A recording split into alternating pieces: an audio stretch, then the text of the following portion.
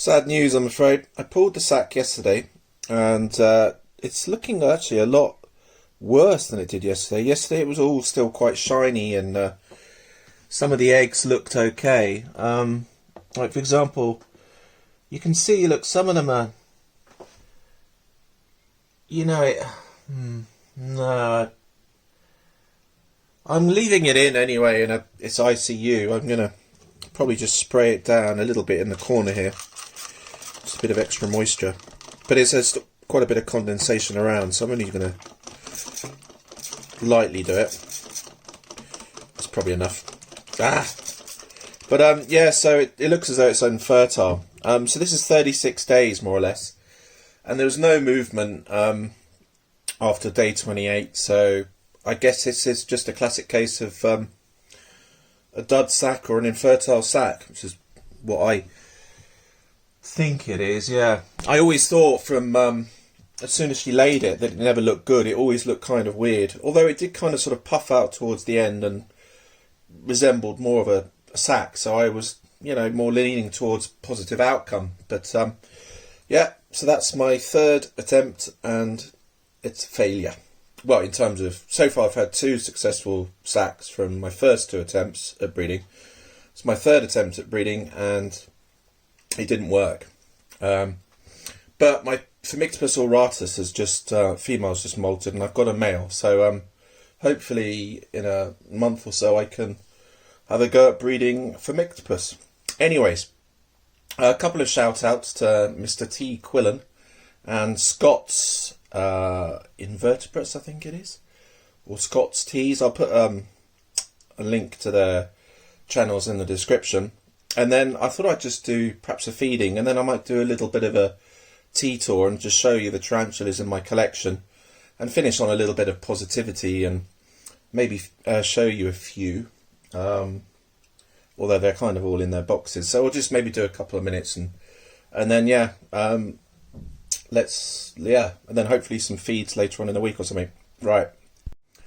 So here's my lovely Kluge again. Don't you dare climb out. It's very no. And this one's going to have a couple of crickets. If I can catch them. Damn. Right, got one. Oops, that's not a good throw.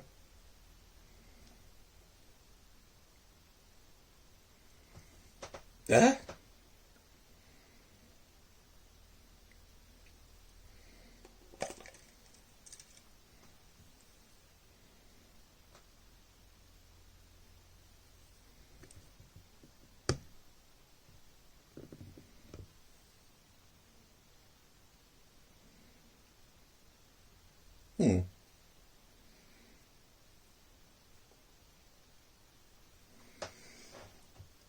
No bueno. Of course that cricket is not moving. Oh, come on. Oosh. Oosh. Hey! Hooray! I think that was a takedown. What are you up to, Sweet Pea? There's another cricket there. Just, I want it to move a bit more. If I try and catch that now, you know what's going to happen. Dare we risk it? It worked. Hooray! Right, let's go. Maybe I've got 2 crickets here left, so I might do. Let's do my A-gen. So yeah, just one more feed, and then we'll do a bit of a tarantula tour. This is my Canthoscuria geniculata. If anyone wants a link to these boxes, I think it was the Plastic Box Shop, and you just look for something that's really long and wide. But I think they're really good. I think they're, can't remember the height. It's not massively high, but you can see that this is a pretty much, I would say she's almost full grown, maybe another inch and a half, or something like that. But yeah, I think the size, they're really good. I've got my tea Sturmy in one, although I might think of something bigger for the Sturmy. Now, last throw wasn't too good, so plonk. And she's looking quite plump. She's gorgeous. This is one I want to hopefully breed later on in the year, so give or take, this is her last feed maybe. Just 2 crickets because her abdomen is big. Plonk. She never has ever refused a meal and has very rarely kicked hairs, so I've been quite lucky with this A-gen, I think, and yeah, really looking forward to trying to breed an A-gen. They can have up to 2,000, I think, slings, but yeah, we'll see.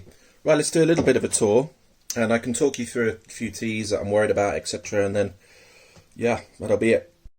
So yeah, there was the A-gen, quite a big enclosure. These ones with the black lids on are my Idiophile mirrors. I've got 5 of them, all doing really well. The 2 down below that is the, oh god, is it Syropagopus? Or is it Haplopelma? Can't remember, but they're lividums. And then you've got little OBT. In there, there's a Phomictopus auratus.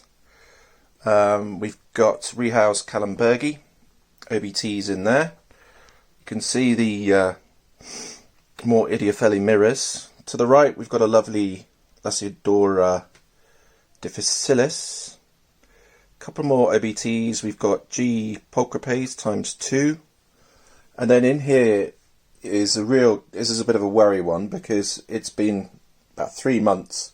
It's my Salmopoeus langenbuscheri in one of my custom made enclosures. Actually, while we're here, we could do a little bit of a quick chat about that. People who are interested, I might be getting an order or trying to organise, say, 10 to 15 people to put some money up front and make terrestrial size like version of this. So it's going to be maybe 16 inches widthways and then 8 inches up for sort of, you know, Brachypelmas, Lasiodoras, not too large. Obviously, Sturmy's going to be too large for that, you know, 16 by 8. But people who are interested, then I might do another slightly better video, go through a bit more of the costs and stuff, and then maybe make them over the summer, and then obviously when we can, people can pick them up, or I can send them when the post is properly working. But that's all just an idea. So another enclosure there, another one that's been in pre-molt for bloody ages. It's Salmopoeus reduncus. And then up here you can see one of my P metallicas. There's another P metallica, OBT, pulchripes, OBTs. And then over here we have another Callenbergi. That's a Hispaniola in pre-molt. At the back is a very slow growing king baboon. Can't remember the name. In there's my Sturmy, she's actually sealed herself off in there. And then with my G. pulchra, who I might try and do, I'll try and film this one actually in a bit and see if she'll eat.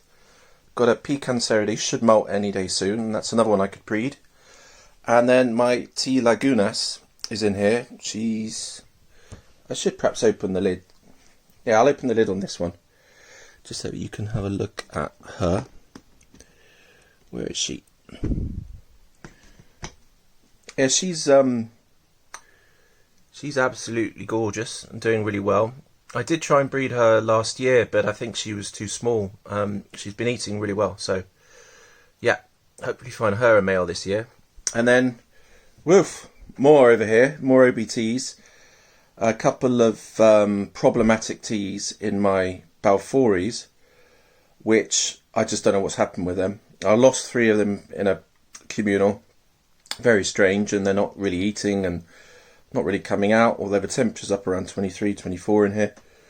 And then down here we've got a mixture of Aphonos and What else? Some OBTs, more OBTs. I've still got about 10 OBTs for sale, so people are interested. I know Silver Spiders is after one.